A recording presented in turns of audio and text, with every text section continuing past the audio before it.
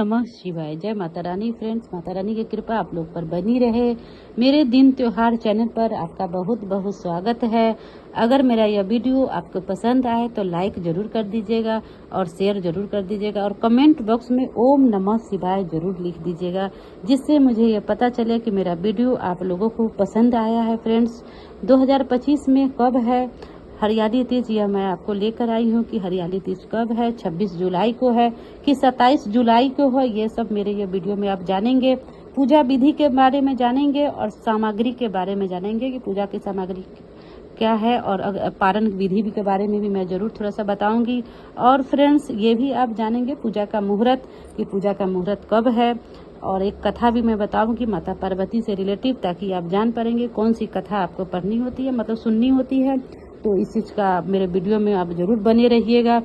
सावन का महीना में सुहागन महिलाएं बेहद खुशी मन से और बहुत प्यार से यह वीडियो वो करती हैं। इस चीज का सावन के महीने में खुशियों का त्योहार होता है। सारे त्योहार शुरू हो जाते हैं, सावन से ही शुरू हो जाते हैं। महादेव की पूजा हर सोमवारी से शुरू हो जाती है। इसी में हरियाली तीज भी आती है और बाद में कजरी तीज भी आती है। लेकिन हरियाली तीज भी बेहद खास होती है। जिस तरह करवा चौक हम मनाते हैं और कजरी तीज मनाते हैं, उसी तरह ये हरियाली तीज होती है। फर्क कितना होता है फ्रेंड्स, इसमें हरे हरे रंग की चूड़ी, मेहंदी, बिंदी, ये सब जो सुहागिन महिलाएं हैं वो करती हैं, लगाती हैं। अगर लड़की हैं जो अपने पति के कामना के लिए व्रत रखती हैं, पूजा करती है, तो वो भी मेहंदी वेहंदी लगाती हैं। इसीलिए यह बेहद खास होता है। सब चीज हरा भरा होना चाहिए, इसीलिए यह हरियाली तीज का यही महत्व होता है। सावन के महीने में लोग झूला भी झूलते हैं कि झूला झूला जाता है, तो इस चीज का है रहता है कि हाँ, झूला भी आपको झूलना होता है।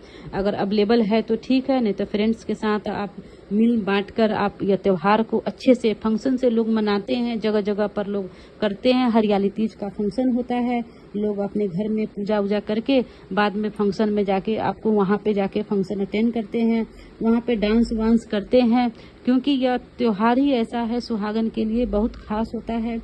इसमें पति की लंबी आयु के लिए पूजा की जाती है। मैं आपको पूजा का विधि भी बताऊंगी, सब कुछ इस वीडियो में लेकर आई हूँ। बस मेरे वीडियो पे आप बने रहिएगा। हरियाली तीज का एक कथा है जो मैं आपको सुनाऊंगी। फ्रेंड्स, आप सुने, इस हरियाली तीज का पौराणिक कथा है।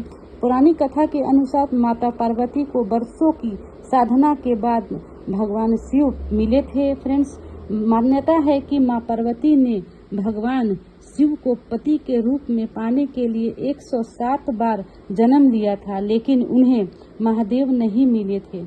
जब 108 बार जन्म लिया तो उन्होंने भगवान शिव को पाने के लिए कठोर तपस्या की।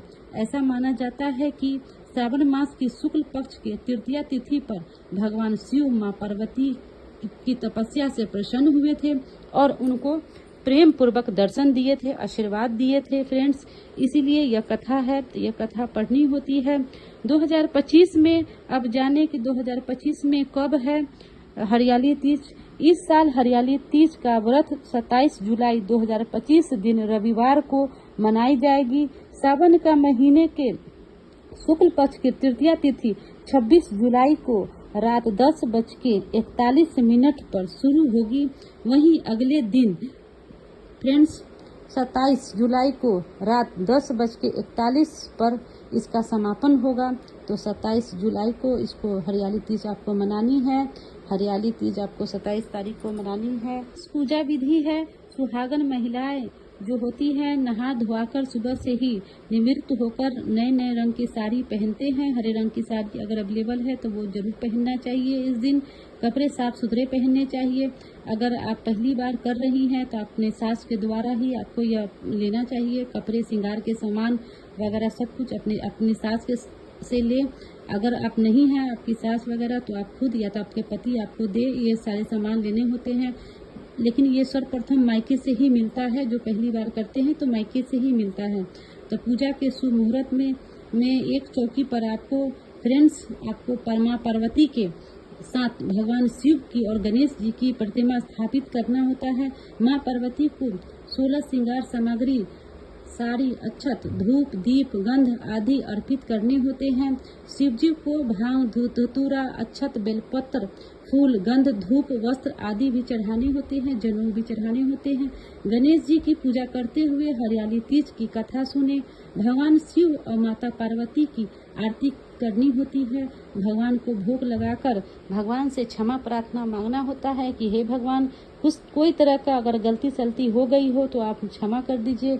मेरे पति की रक्षा करना, मेरे घर परिवार की आप रक्षा करना। फिर तो ये बोलना होता है फ्रेंड्स, तो इस चीज़ का आप लोग ध्यान रखिएगा, जरूर करना। आप ये सब कुछ लेडीज होती हैं जो नहीं बोल पाती हैं। क्षमा प्रार्थना इसीलिए होता है कि कोई तरह का भूल चूक आपने अगर कर दिया हो, पूजा के दौरान कभी होता है भूल चूक हो जाती है, कोई सामान अगर जमीन पर भी रखा जाता है, चाहे कुछ कमी भी हो जाती है, तो इसीलिए पूजा में मतलब क्षमा प्रार्थना होता है। और दक्षिणा भी चढ़ाया इसीलिए जाता है कि पूजा में कोई तरह का कमी हो तो दक्षिणा जरूर चढ़ानी चाहिए। अपने सामर्थ्य के अनुसार पंडित जी के लिए अलग निकालने चाहिए। ये जितने सामान, जितने भी पूजा आपने की है, तो अगले दिन ये होता है फ्रेंड्स कि अपना कोई भी सुहाग का सामान, आप 5 सामान अपने लिए रख लीजिए, बाकी का सामान आप ब्राह्मणी को दान दिया जाता है। तो अगले दिन आप ब्राह्मणी को दान दे दीजिए, थोड़ा सा निवेद्य भी उनको देना होता है, सब कुछ देना होता है। बाद में पति के जब आपने पूजा कर लिया है तो पति से आशीर्वाद लेना होता है कि पति से आशीर्वाद लीजिए ताकि आपका सुहाग बना हुआ रहे। फ्रेंड्स, पूजा की सामग्री की लिस्ट है: गंगा जल, पूजा की चौकी, तांबे और पीतल का कलश, दूध, दही, घी, शहद, शक्कर, पान, सुपारी, जनेऊ, कपूर और आक का फूल, आंकड़े का फूल, फिर उसके बाद कपूर, दुर्बा, नारियल जो जटाव वाली होती है, बेलपत्तर, अबीर, चंदन, मौली, इत्र, गुलाब, अक्षर, धूप, दीप, आम का पत्ता, धतूरे का फल, हल्दी। भोग में आप मीठा में कुछ भी ले सकती हैं, और धतूरा, भांग, भस्म, 5 प्रकार का फल लेना होता है। मिठाई और पुस्तक जो पूजा वाली होती है वो पुस्तक लेनी होती है जिससे हम पढ़ते हैं। पढ़ने के बाद आपको चौकी को उसी तरह रखना है। अगले दिन आपको पूजा समापन करने के बाद अगले दिन आपको चौकी को हटाना। कुछ लोग पूजा कर लेते हैं तो चौकी तुरंत हटा लेते हैं, तो ये नहीं करना चाहिए। करवा चौथ में भी मैं आप लोग को बताई हूँ कि करवा चौथ में भी अगर आप पूजा करती हैं तो उसमें भी आप चौकी ना हटाएं। कोई भी पूजा पाठ करने के बाद तुरंत नहीं हटाया जाता है, वो एक दिन के लिए रहना ही चाहिए। अगले दिन आप उसको माता को थोड़ा सा भोग लगा के, आपको थोड़ा सा आरती वारती करके, और माता से 7 बार से सुहाग लिया जाता है, तो सुहाग आप माता को दीजिए और सुहाग लेना होता है। बिछिए का खास कर इसमें रोल होता है कि बिछिया चढ़ाया जाता है, तो माता को और कुछ चढ़ाए नहीं चढ़ाए लेकिन बिछिया जरूर चढ़ाना चाहिए। अगर आप चांदी अगर है आपका पास सामर्थ्य है तो चांदी का ही चढ़ाइए, और नहीं तो कोई भी कांसे का भी बिछिया चढ़ता है तो कांसे का बिछिया भी अब चढ़ाया जाता है। सुहागिन महिलाएं ये चीज़ तो जरूर चढ़ाती हैं।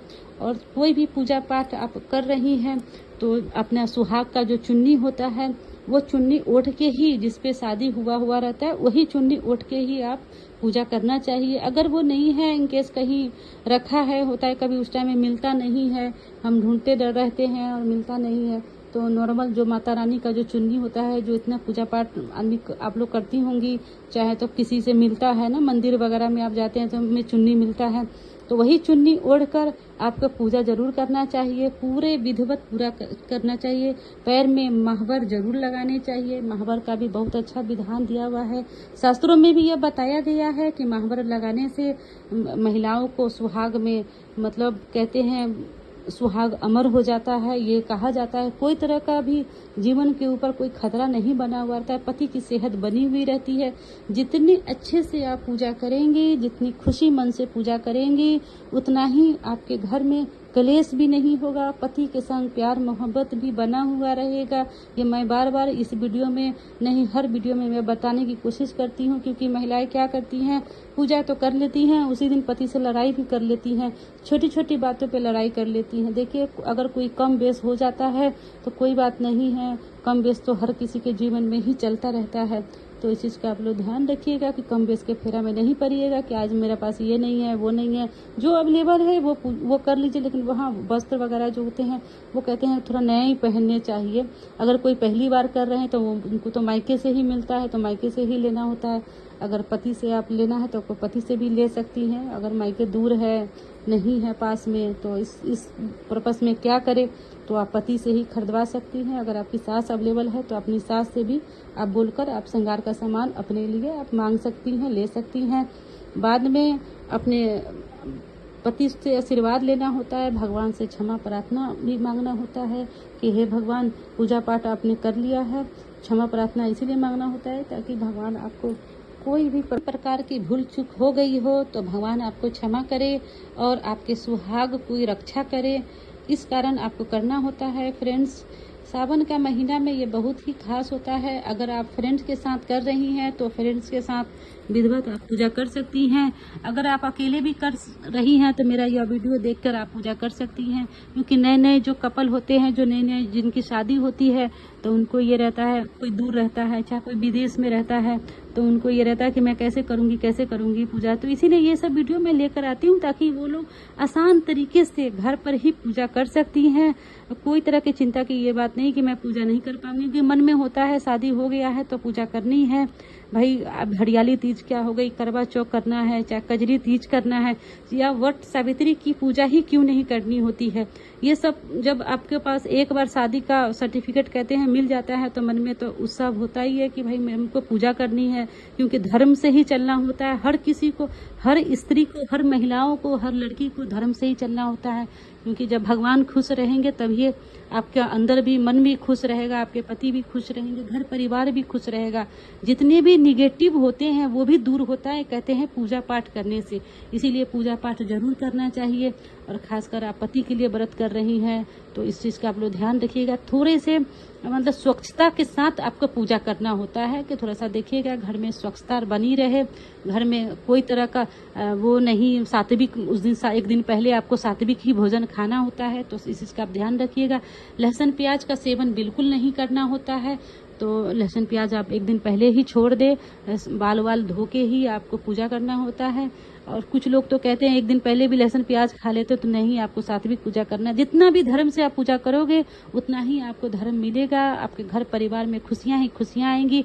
मेरा यह वीडियो आप लोगों को अगर पसंद आया हो तो प्लीज़ लाइक जरूर कर दीजिएगा मेरे दिन त्योहार चैनल पर, और कमेंट बॉक्स में ओम नमः शिवाय जरूर लिख दीजिएगा। ये सारी जानकारी है। और अगले दिन इसका पारण होता है, तो अगले दिन आप पारण माता का आरती भोग लगा के फिर उसके बाद थोड़ा सा आप फल वगैरह से चाहे कुछ मीठा से आप पारण कर सकती हैं। फिर पति को भी थोड़ा सा वही जो प्रसाद चढ़ा है वही प्रसाद आप पति को भी खिलाइए। घर परिवार में भी लोग को खिलाना होता है, तो घर परिवार में खिलाए, पति से आशीर्वाद ले लीजिए और अपना जो भी दाम्पत्य जीवन होता है वो अच्छे से आप बिताइए। मेरा वीडियो जरूर देखा करिएगा और लाइक तो जरूर करिएगा, यह आप लोगों से रिक्वेस्ट है फ्रेंड्स। ओम नमः शिवाय।